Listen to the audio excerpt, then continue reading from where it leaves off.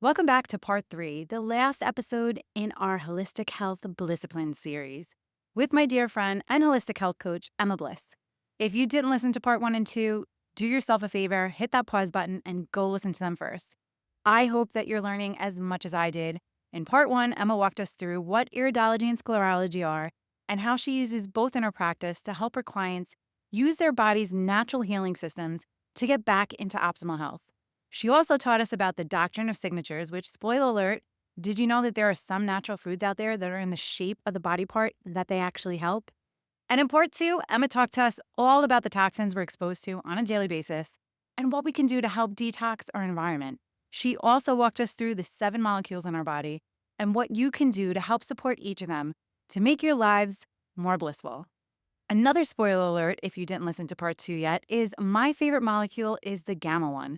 It brings calmness into your life. And to give you time and space to work on supporting your molecules, especially your gamma molecule, I have a fun freebie for you. It's my Morning Made Simple guide that will help you create a morning routine that you love that includes time and space to do the things that light you up. So check out the show notes for your free guide.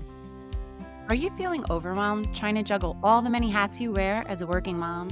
Do you want more quality time with your family without distraction of work? With time alone to take care of yourself and your needs? Welcome to Mom Wife Career Life. I'm Kerri, a wife, mom of 3, and a recovering perfectionist. In this podcast, I will teach you how to create balance in your life by implementing healthy habits, organizing your home and your schedule, being intentional with your time and in your relationships, and most importantly, how to start putting your needs first because no one can pour from an empty cup. Grab that second cup of coffee, or if you're anything like me, your third. It's time to dive into today's episode of Mom Wife Career Life. With me today is my dear friend, Emma Bliss. Emma is a holistic health coach and a blissiplinarian, guiding women who are ready to level up, reclaim their vitality, and create a life they desire. By optimizing the body through nourishing diet and lifestyle choices, clearing the mind by releasing emotional blocks and creating balanced thoughts and emotions, and igniting the spirit by connecting to passion and purpose, Emma helps her clients create a pathway to vibrant health and fulfillment. Using tools like iridology, sclerology, cleansing, and detox, she taps into the body's natural ability to heal itself, creating the right conditions for thriving. Emma's emotional clearing techniques enable you to shine a light on your darkness and transform your perspectives. Emma's approach isn't just about feeling better, it's about living fully with more energy and bliss.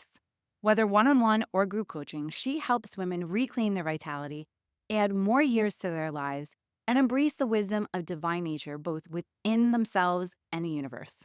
Let's jump right back into where we left off yesterday. So we've talked about gut. We touched on liver a little bit. Can you explain how our kidneys and our lymph affect our energy levels and our overall kind of stress management, and what can we do to improve both? All right, so the lymphatic system, I'll just explain that first because a lot of people don't know what it is. So the lymphatic system is very similar to the cardiovascular system. We have like lots of lymph vessels running around the body the same way as we have arteries and veins. And they carry lymph, which is like a fluid that carries waste away from our tissues. There's actually more lymph than there is blood. The only thing is, with blood, we've got a heart to pump it around. With lymph, we don't have anything to pump it around. It's actually pumped around our body by movement. So I don't know if you've ever been advised, if you get bitten by a snake, to not walk because the poison from the snake actually moves around in your lymphatic system. So you want to stop because you'll be pumping it around the body. So people, you tie it off and be still so that you don't move the fluid around. But unless you're bitten by a snake, you really want to be moving that fluid around because you want to be moving it around the body so that the waste gets to your kidneys and your liver and your intestines to get disposed of out of your body.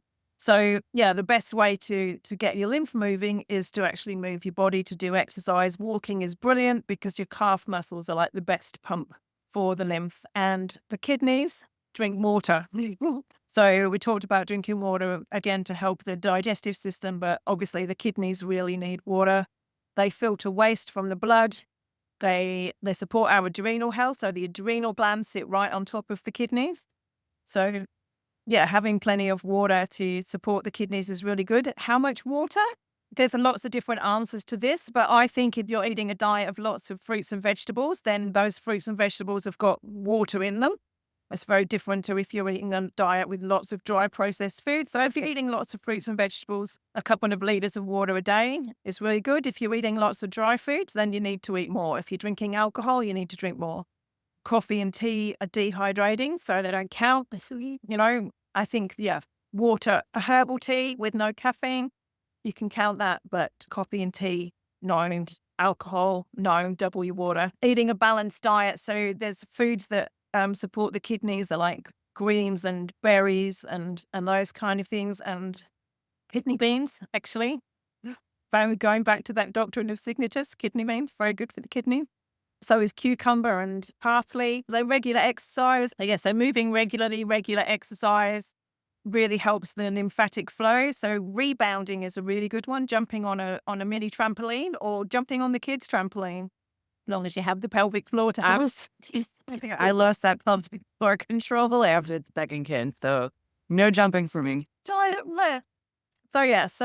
But all of those things, honestly, I really think walking is one of the best things that you can do. And when we look at all the longest lived coaches around the world, all of them walk. They're not in the gym pumping iron. They're just walking and going around their daily lives. Happy to hear that Stress because management. I love walking.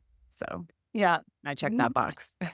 So stress management, that also supports the kidney and adrenal health and supporting detoxification. So I don't know if you know anything about dry skin brushing. I used to think like that was just like a beauty thing and it was a bit weird.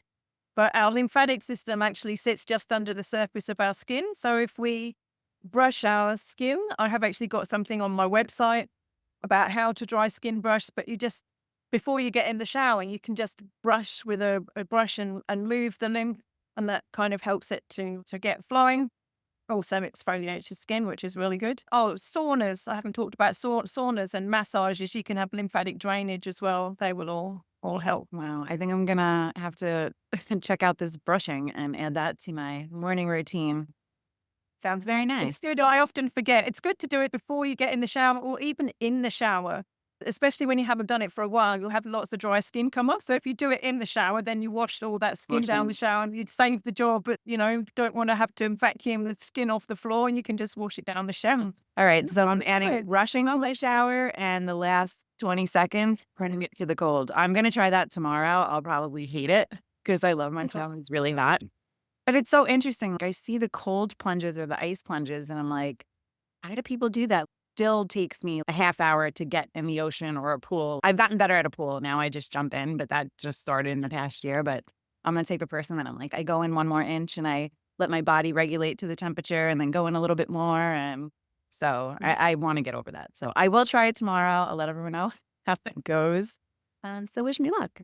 So we talked about kidney. We talked about the lymph. We talked about the eyes. Let's talk about the liver. I know as part of your program, you do a liver cleanse. I find that very intriguing.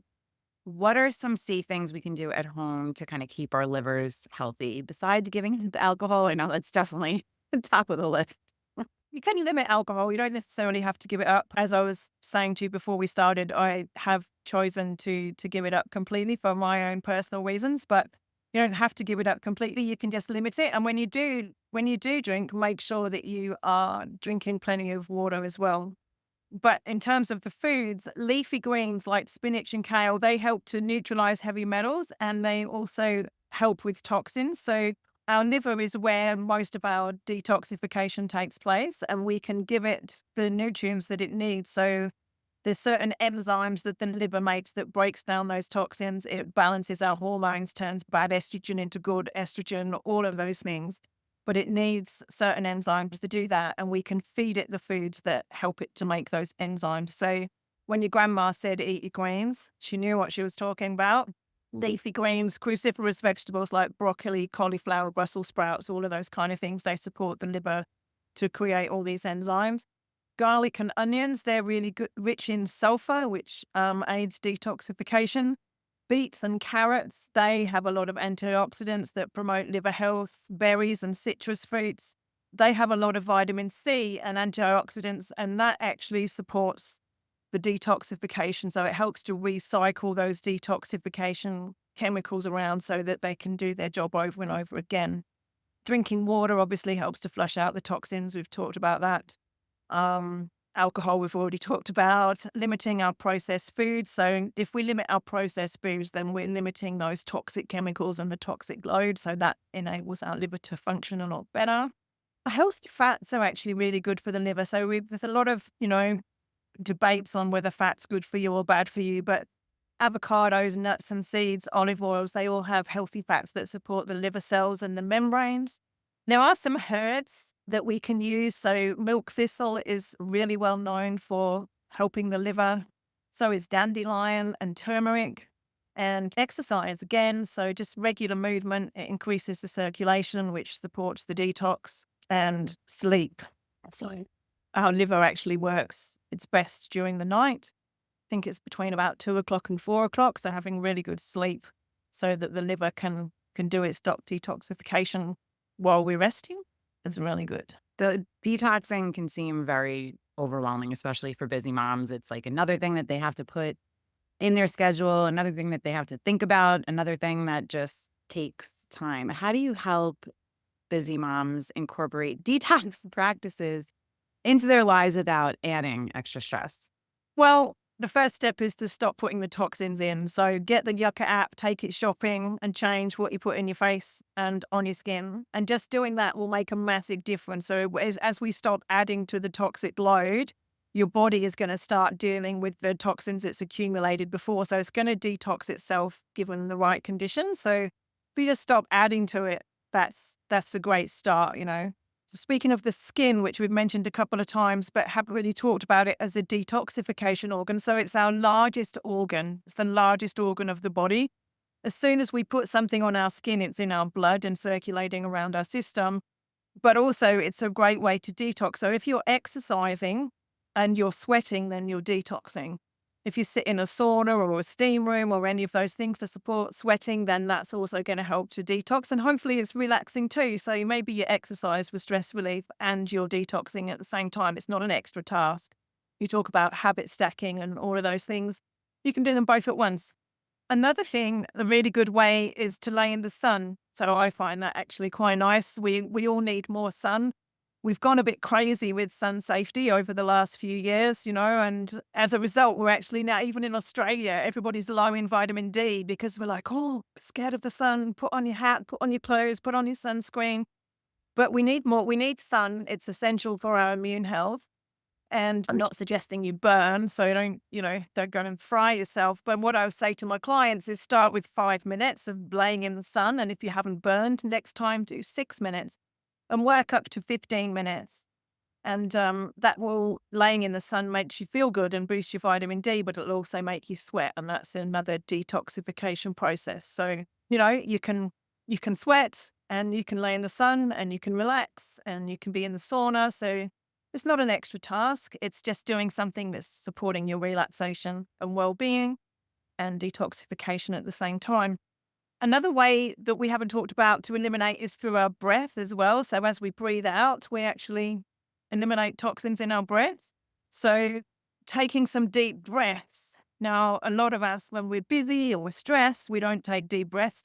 We're all shallow breathing, like just in and out the top of our lungs. And a lot of the air in the bottom of our lungs is just stagnant. So really taking time to fully empty and fully refill our lungs is relaxing.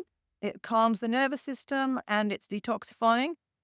So you can do that when you take a walk in nature. So you can go out and you can be walking.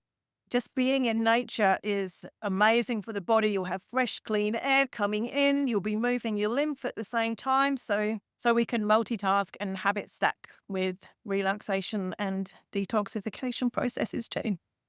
So I'm very good at the deep breathing. That's something I do all the time at my desk, especially when I'm working, when it's just a lot. I do stop and take the deep breaths. But I want to go back to the sun, and this may be a dumb question, but no question's a dumb question. Does it matter the time of year? I know in the summer, the sun's stronger, but do you get the same benefits from the sun as you do in the summer or the winter if you went out and kind of just did your 10 to 15 minutes in the sun? Yeah, in the winter you could go for longer for sure. We do need winter sun as well. I don't know what the temperature's like where you are, but here, if we're in the sun and out in the wind, it can still be quite it can be quite warm with the sun's on your body. As soon as the sun goes behind a cloud, that could be a very different story. But yeah, getting natural light on your body all year round would be really good. And I recommend you get as much of your body in the sun as you dare. So depending on where you are and who can see, but yeah, just to the greater the surface area that's absorbing those rays from the sun, the more vitamin D you're going to make, and the more you're going to sweat and detox, and it feels good. So letting my Trying to- teenagers wear bikinis is actually good for them. Yeah, absolutely, but like not for 8 hours a day, 15 Yeah. minutes. What are some long-term habits or practices that us working moms can kind of maintain to ensure that we're feeling our best? I know we talked about a lot of them already, but if there's anything else that you can add. Well, I'll just pick two, and I'll start with the first one. If I could just pick one, it would be to drink more water. So I honestly think if everybody drank more water, they'd feel better straight away. They'd have better bowel movements. They'd be flushing out their toxins. They'd have more energy, clearer skin, so they'd feel better about themselves. All their cellular functions would be working better. So I would say if you can only do one thing, drink more water. But if you can manage another thing, then go for a walk in the mornings. And I say the mornings because getting out in the morning sun helps to reset the body clock. So it regulates our sleep-wake cycle. So we want to boost cortisol in the morning and melatonin at night. That's going to help regulate our sleep. So getting out in the morning to go for a walk, that's going to get the blood flowing, the lymph moving. It often gets the bowels moving as well. So you're eliminating, you're detoxifying, you're moving the body. And yeah, it's also relaxing and rejuvenating. So just being around the color green, so there was science for this as well, just being the color green actually has been shown to reduce stress and increase the sense of peace. So yeah, you can be out, you can be breathing the beautiful fresh air. So go for a walk in the morning. So yeah, two things: drink more water, go for a walk in the morning. I think if you implemented those things, you'd feel better straight away. So I'm doing both, which is great. I do my morning walk. I actually walk through a river that it's green right now, but we're slowly changing to red and yellow, and then soon it'll just be brown. But maybe I'll start wearing a tank top even on the cold days to get some of the sunlight on my Yep. arms. And then I will say, I recommend to my audience, I actually have the water bottle that's 64 ounces. I don't know what that is in liters. I don't know the conversion. Actually, I could look at it. It's on it. 2,000 milliliters, I guess. Yeah. And then it's like the motivational water bottle. So like as I go through the day, it has like, good morning, hydrate yourself, remember your goal today. But it's just a reminder to me of how much water I have to drink, how, the times that I should be drinking them. And then I try to stop drinking water by 7 o'clock at night, or else then I have to get up in the middle of the night to go to the bathroom, and then I'm not getting the good night's sleep I need. So I will link the water bottle I use in the show notes to help you out with that. And walking, that's an easy one. Just get out and walk. So, And it is, yeah, some of us have to. So my eye type actually, so I have my eye type, when you look in my eyes, is known as a kidney lymphatic eye. So kidneys are one of my nurture points. And I also have like this little area that shows in my eye, and people with eyes like mine commonly don't have a natural thirst. So, you can come to my house and I'll forget to offer you a drink because I don't even think about it myself. The way that I make myself drink is I literally get water bottles. I've got these old bottles, and I fill them every day and I stick them on my desk, and I just have to keep reminding myself, okay, am I drinking? Am I drinking? Am I drinking? So for some of us, it does really take an effort to keep focused. Having an alarm on your phone or something to remind you, have you had a drink, is a really good way to do it. And your bottle sounds like a great idea because it's just showing you where your progress should be throughout the day. yeah. And this eye type, back to the eye, I'm going to have to, I'm looking into this, and we're definitely going to have a side conversation because I want to learn. I want to learn more. I want to be like, look at my eyes. Tell me what's going on in my body. So just a fun question. What is the number one time management tool you use as a very busy working mom with her own business? So I've tried heaps.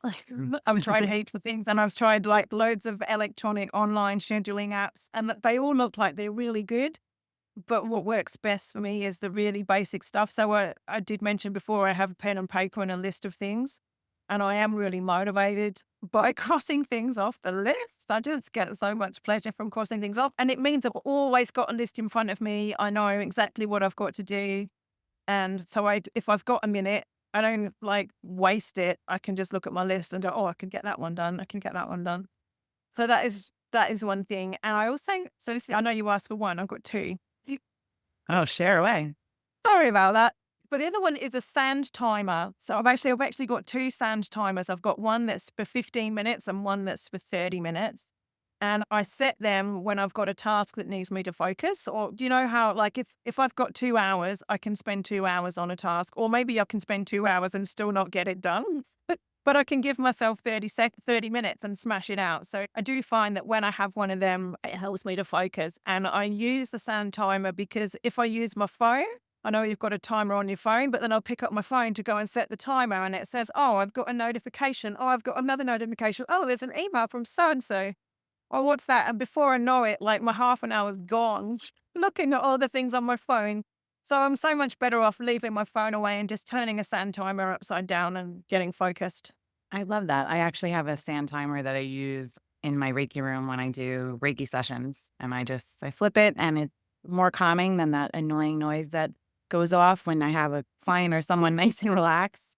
And the timer goes off. It takes you out of that Zen mode. And the sand timer, I know it's over, and I wake them up and nice and peaceful. So I absolutely love that. Yeah, my 15-minute one I have in my meditation space, and that's the same thing. Like if I am deep in meditation and the timer goes off, even if it's like a gentle little bell, that tingle, it can sometimes jolt you, and you don't need that. Whereas, I can just sit there and then I open my eyes. Oh yeah, my timer's done. Okay, I'm done. Or my timer's not done. Okay, I need to sit here for a bit longer. But yeah, so I have 15 minutes for meditation, 30 minutes for getting jobs done. Love that. Love that. So I know we talked a lot about your program, but I do want to give you some time to really kind of explain what it is that you do in your program. So pretty much hold your hand through all the stuff that we've talked about here, really. So we work on developing your Blissipline practice so that you're introducing the habits and activities that boost those happy chemicals. We go through what's in your food and your personal care products and make some changes. We do some focus cleanses to specifically focusing on your gut and your liver. We also do stuff we haven't really talked about on transforming your emotions and your negative. So you may have some negative emotions that are blocking you or some limiting beliefs. So we work on those. And also really tapping into people's passion and purpose. So my little tagline is to add more life to your years, because it's really great to do all these wonderful things. But, who wants to live longer if you're miserable?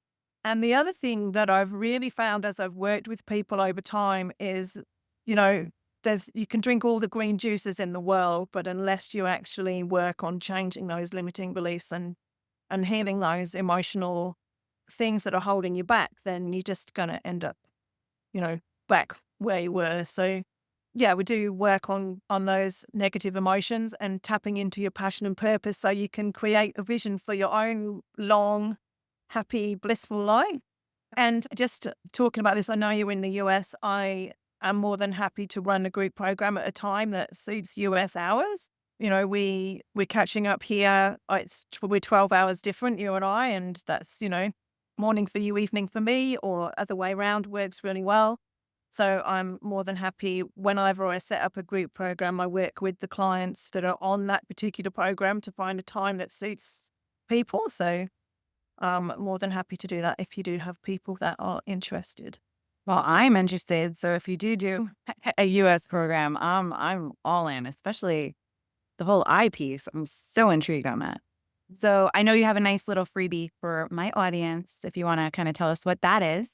I do. So I had a little think about what might be good for your audience. And I've got a simple 1-page chart which lists those 7 happy chemicals that I talked about earlier, with a quick note about what activities boost that chemical, and then a space to write something that you love to do that will boost those molecules. So note that I said something that you love to do, because I don't want you putting things on that list that you're going to like something that's going to inspire you, like, oh, actually, yeah, I want to make it fun. If you pick things that you enjoy, then it's much more likely to make it happen. And so you just fill the space in with something that you love to do that's going to boost that chemical.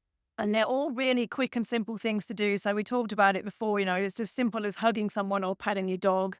And if you don't have a dog, go for a walk and pat someone else's who you meet on your walk. There's all different things that you can do, and they're really very quick. So hopefully that's a really practical thing that you can do. So it's just a simple one sheet. You can print it out, stick it on your fridge, fill it in, and remind yourself to have the Blissipline to take action and do what's good for you. I love that. And thank you for that freebie for my audience. And where can we all find you? So I have a website. It's called emmabliss.com, and I'm on Instagram and Facebook as well as Emma Bliss Health Coaching. So you can find me there. We'll pop those in the show notes as well. Well, thank you so much for coming on my show. I cannot believe the amount of information you shared. Normally my interviews are pretty short, but we just kept talking and I've learned so much. My mind is way too blown for, 7:30 in the morning on a Saturday. So, but thank you so much. This has been amazing. I hope you've had as much fun as I have had. It's been awesome. Yeah. Thanks for the opportunity to talk about that. And I'm happy to talk more if there's more demand for more things. Oh, there definitely will be. I'd love to have you on the show again. Thanks so much for coming. I hope you enjoyed this 3-part series with Emma and that you are motivated and inspired to have more Blissipline in your life. I know I am. Definitely take advantage of Emma's freebie. I'm about to go grab my copy now. If you're not already part of our Facebook community, come on over and hang out with us. Emma's in there too. It's called Work-Life Balance for Working Moms. If you don't already follow the show, take a second and hit that follow button so you never miss another episode. Sending you so much love and light until next time on Mom, Wife, Career Life with Kerri Pat. Before you go, if you found this podcast helpful, I would be so grateful if you would take a minute and go on over to iTunes and leave me a review. If you have other stressed out mamas in your life that you feel this podcast could help, take a screenshot of this episode, post it on your Instagram stories and tag me, and let them know that they are not alone and they can create balance in their life too. If there's a topic you'd like me to cover or you just want to connect, DM me on Instagram at mom.wife.career.life. Or come on over and hang out in our free Facebook community, Work-Life Balance for Working Moms. Sending you so much love and light until next time on Mom, Wife, Career Life with Kerri Pat.